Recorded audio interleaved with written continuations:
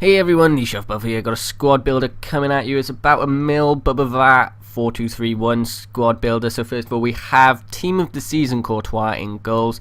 I've had the other Courtois, pretty much all of them I believe, and I gotta say this Courtois does seem better. 90k is how much I got him for. Definitely worth quite a lot, but I don't think 90k. He was definitely a great keeper, but for a keeper I wouldn't really go anywhere over 40 grand just because they're not as needed as I mean, as long as you've got a goalkeeper, not a centre back in goal, you should be fine really. We got Danny Alves at right back, 96.5k for him. He's obviously a great right back. Very hard to pick out anything that he did badly in the team. I mean, he was great at attacking and defending. He has 79 defense, it says, but it did seem like he could tackle a lot better than that, and obviously the pace comes in quite a lot to FIFA Ultimate Team, and he's got plenty of that. The next player I believe is Pepe, and I was going to try out Team of the Season Varane, but I decided to go with Pepe just because he's such a solid player, and I mean, he's only 3k. It's hard not to see a reason to get Pepe. I mean, he's got decent pace for a centre back, and then obviously good defending and heading, and I'd say probably one of the better centre backs to get for the price he goes for.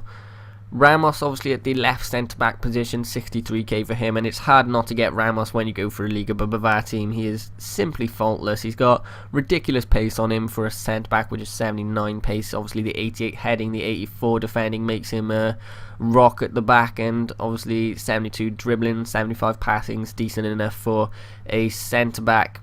At the left back position we have Inform Guardado, and I'm sure you've seen this back four before. But I had to get Guardado because he's honestly my favourite left back I've ever played with. He's such a good tackler, which is odd because it says he has 68 defence. And obviously the 89 pace, 87 dribbling, 81 passing makes it fine for him to be able to get past players and be able to pass it quite well across the pitch. And of course that 80 shooting comes into play when he gets up the pitch. At the left defensive mid position we have Team of the Season Busquets, 82.5k for him, and I'd say he's definitely worth it.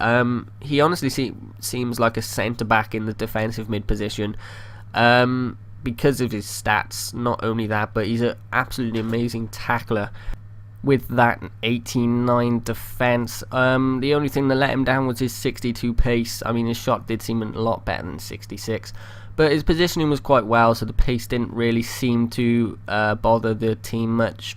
But other than that, I mean, a great defensive mid, definitely worth trying out if you've got the coins to be able to try him out. The next defensive mid is Song, and I mean, for 900 coins, which is what I got him for, I'd say he's definitely worth it. I could have gone for anyone. I could have gone for Xavi, but I felt I needed another defensive mid just because the left and right back would have been quite attacking in this team. And once again, I don't see a fault with Song. Very good player, definitely recommend you try him out. At the left cam we have Ruben, and he's a striker usually, so obviously you're going to get goals with him, and 44.5k, I'd say he's definitely worth it. Whether he would have been better in a centre forward position or a striker, I'd say he probably would have been, but he's still quite a good cam. Could have used a bit more passing at the left attacking mid position, which is where he is. But other than that, I mean, he got 2 goals in 3 games, so it's not bad, especially for a centre attacking mid. But he's pretty much the only pacey forward we have, so that's the main reason for getting him. We have Mesut Ozil at the right attacking mid position, 4.6k for him. And once again, hard to find a fault in him, but the only one I'd say is the 2-star weak foot, because I did find it very lacking when he tried to shoot with his right foot. You basically need to use his left foot, otherwise it's going to go flying over the bar. But other than that, he was a great player. He's got great dribbling and passing stats. And of course, the best player in the team I'd say was Iniesta, 529k for him. and you can just look at his stats and say that he's pretty much an amazing player. The 79 pace is enough to get past players. The dribbling is absolutely ridiculous, and his passing was pretty much pinpoint every pass he made. The 4-star weak foot and 4-star skills are obviously added bonuses as well, because you can be able to shoot with his left and pass with his left, and obviously the skill moves helps if you need to get out of some certain situations. We got Falcao up top, 89 version, 13.75k for him. For a striker, I say in this position, in this particular team, could have used a bit more pace, but other than that, he was a great striker. And I mean, for once, it did seem like his 91 heading actually worked, as well as the fact that he has a great shot on him. And obviously, it says there 5 goals scored in 3 games, so I'd say that's pretty good for a striker. And we probably are going into the highlights soon. Yeah, there you go. So you can just have a look there at the team. Looks great. 4 team of the seasons, which is wonderful to see in the team. So I'm going to talk a bit more about the team rather than individuals.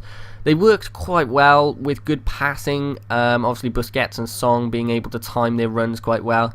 But one problem was that the left and right back did seem to attack quite a bit, and you'd be left with 3 at the back just because Busquets would be possibly out of position, or Song, one or the other, and the right and left back would have been up the pitch. But other than that, threat from the counter-attack, the team was pretty solid.